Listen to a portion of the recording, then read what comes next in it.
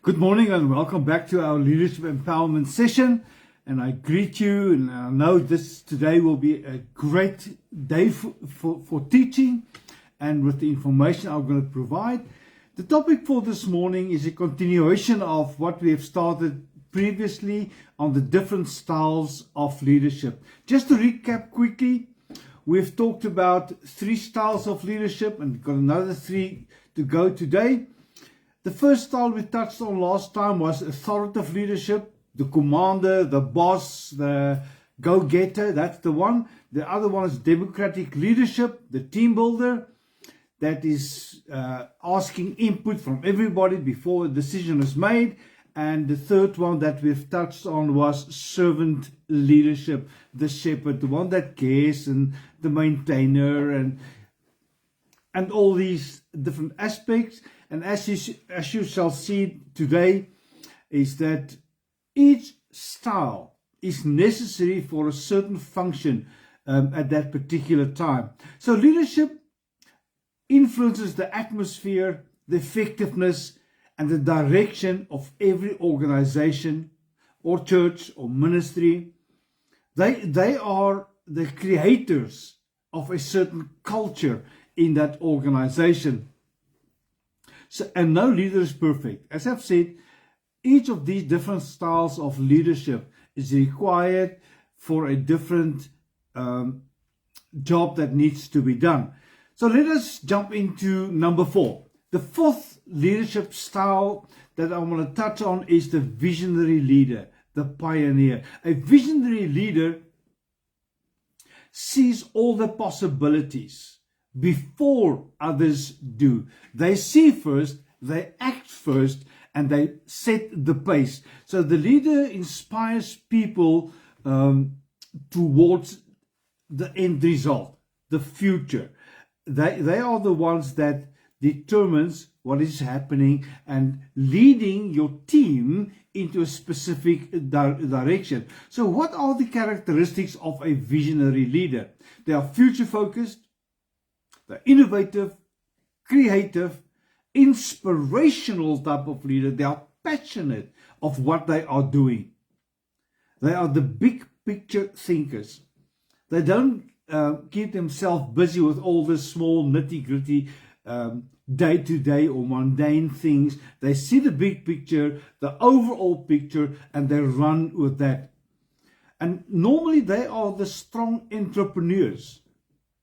They are the ones that sees a problem, addresses the problem, and brings a solution. And they are very strong motivators. So what are their strengths? As I've said, they are inspirational. They can create momentum.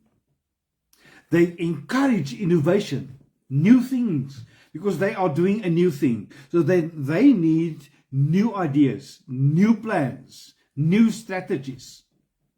They help the organization to move out of a rut and gather momentum. They are building excitement, passion. When people sit with them, they feel excited. They say, yes, we can do this. But unfortunately, when there are strengths, there are also weaknesses. They might overlook the details. I want to rephrase that. They will overlook the details because they focus on is not on the small things, on the details. And sometimes they can be, their vision, their dream can be unrealistic. And they tend to be very impatient because they want things to happen. They don't want to do all these things every day that needs to be done every day. They want things to move and get results. And they struggle to build up teams because a team is there to run with a specific thing on a specific day, a specific assignment. A team is not necessarily focused on the future. So what is the importance of this type of leader? A vision without structure creates frustration. A great vision must always be supported by wisdom, by planning, and by faithful execution. This is the visionary leader. Number 5, the passive leader, the avoider. A passive leader avoids conflict. They tend to delay things. They procrastinate. And they often allow problems to continue without proper correction. So, how do I identify this type of leader? They avoid confrontation.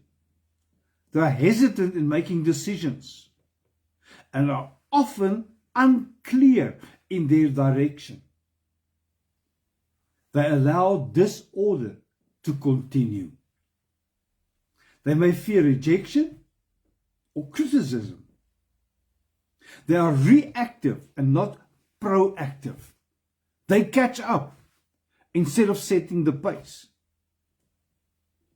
They struggle with accountability. But their strength is also very important to note. They are gentle, calm, they love people, easy to approach. They avoid unnecessary harshness, so their words are always soothing. And they give freedom to others to function. And this sounds awesome, but it can create confusion. Problems never get solved if it doesn't solve by itself. They will run with that problem until somebody else solves it on their behalf. People lose way, they lose direction, they lose accountability because their actions are never confronted. And that causes disorder and division. They have got strong personalities, but not in the right areas. How do I deal with a passive leader?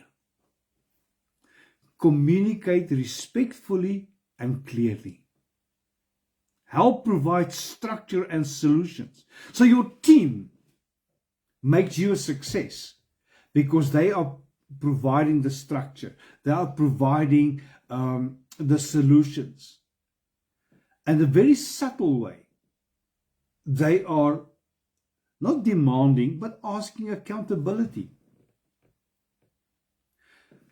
And from the team's side, never exploit this person.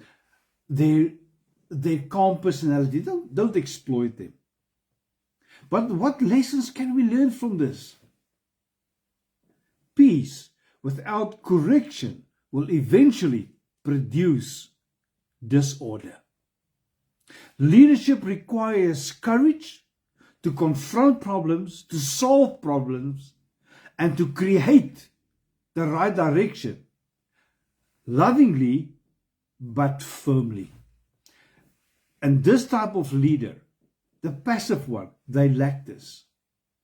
And the last one I'll quickly touch on is the transformational leader, the motivator. A transformational leader inspires people to grow, to improve, to become better than they are currently. This leader focuses on transformation of character, of vision, of attitude, and of purpose. The transformation of the productivity of the team. They do not merely manage people, they inspire change and development. And I think this is a very powerful type of leader. They inspire and motivate everybody. Once you're in their presence, they will feel, oh yes, I am ready, I can do this. And then they take the team and help them to develop in their personality, in their leadership styles, in their leadership skills, and their productivity skills. They are passionate, energetic, and they build strong visions and purposes. And they challenge people constantly to improve. Constantly. They invest in developing of the future leaders. So they've got a good eye to identify emerging leaders. And they lead people through influence and inspiration. What are their strengths? They produce growth and progress. They motivate people to reach higher levels of their potential. Creates passion and unity within the team. Encourages innovation, out of the box thinking, to become creative. And they build a strong team culture. Because he wants to develop others, so he will bring diverse people together. Unite them under one vision, one purpose, but with different skills, different approaches, different focuses. And they are constantly busy training other people, constantly. But they can become overly idealistic. They only see the good and seldom see the potential dangers. And they might risk to expect too much from the team. And they can become emotionally exhausted.